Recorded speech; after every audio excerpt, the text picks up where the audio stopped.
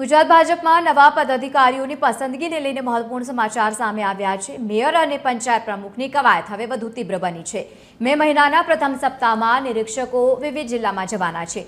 આજથી 3 દિવસ સુધી શહેરોમાં અને જિલ્લાઓમાં જશે ભાજપના નિરીક્ષકો। 6 મહાનગરો અને 34 જિલ્લા નિરીક્ષકોની ટીમો રવાના થશે। નોંધનીય છે કે 15 મહાનગરપાલિકામાં મેયરની પસંદગી માટે સેન્સ લેવામાં આવશે।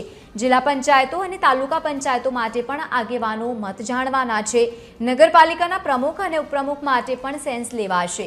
4 થી લઈને 6 મે દરમિયાન મળી શકે છે પ્રદેશ પાર્લામેન્ટરી બોર્ડ અને 12 મે સુધીમાં તમામ પસંદગી પર એક રણનીતિ તૈયાર કરી દેવામાં આવશે, જેની વિગતો 1-2 દિવસમાં સત્તાવાર રીતે જાહેર થઈ જશે।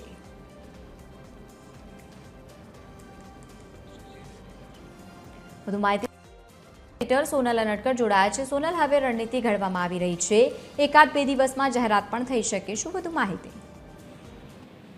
જી, પ્રદેશ ભાજપ તરફથી રાજ્યભરમાં જે પ્રકારે સ્થાનિક સ્વરાજ્યની ચૂંટણીમાં ભાજપના ઉમેદવારોનો વિજય થયો છે બહોળા પ્રમાણમાં, એ જોતા હવે સેન્સ પ્રક્રિયાનો પ્રારંભ કરવામાં આવ્યો છે। કેમ કે હવે પ્રત્યેક મહાનગરપાલિકા, જિલ્લા પંચાયત, તાલુકા પંચાયત અને નગરપાલિકાઓમાં જે હોદ્દેદારોની નિમણૂકની વાત છે, તો એ સંદર્ભમાં પ્રદેશ ભાજપ તરફ પસંદગી પ્રક્રિયાનો આજથી પ્રારંભ કરવામાં આવ્યો છે, જે અંતર્ગત નવા નિરીક્ષકોની નિમણૂક કરવામાં આવી છે અને તમામ નિરીક્ષકો જે તે શહેર જિલ્લામાં આજથી પહોંચી ચૂક્યા છે અને આજે જે સેન્સ પ્રક્રિયા છે તેનો પ્રત્યેક શહેર અને જિલ્લા ખાતે પ્રારંભ કરવામાં આવશે। 15 મહાનગરપાલિકા વિસ્તારની જો વાત કરીએ તો અમદાવાદ સહિતની જે મહાનગરપાલિકાઓ ભાજપે કબજે કરી છે તે તમામ મહાનગરપાલિકાઓમાં mayor, deputy mayor, standing committee chairman સહિતના જે હોદ્દાઓ છે તે સંદર્ભમાં સેન્સ લેવામાં શરૂઆત કરવામાં આવશે આજથી। આ ઉપરાંત પંચાયતની અને નગરપાલિકાઓની વાત કરીએ તો પ્રમુખ, ઉપપ્રમુખ અને કારોબારી પ્રમુખ સહિતના જે હોદ્દાઓ છે તે હોદ્દાઓ સંદર્ભમાં જે સેન્સ પ્રક્રિયા છે તેનો આજથી પ્રારંભ કરવામાં આવશે। આ તમામ જે સેન્સ પ્રક્રિયા છે તે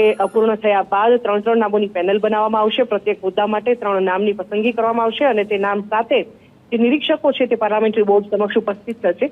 4, 5 અને 6 મેના રોજ પાર્લામેન્ટરી બોર્ડ મળશે, જેમાં આ તમામ નામો પર વિચારણા કરવામાં આવશે અને ત્યારબાદ જે ફાઇનલ યાદી છે mayor, deputy mayor, standing committee chairman, panchayat અને પાલિકા પ્રમુખ, સાથે સાથે ઉપપ્રમુખ અને કારોબારી પ્રમુખની આ તમામ જે નામ છે તે આખરી યાદી જાહેર કરવામાં આવશે અને લગભગ 12 થી 15 તારીખ સુધીમાં તમામ હોદ્દેદારો તેમના હોદ્દા સંભાળી લે તે પ્રકારનું આયોજન કરવામાં આવશે। જી બિલકુલ સોનલ, આભાર સમગ્ર માહિતી સાથે જોડાવા બદલ।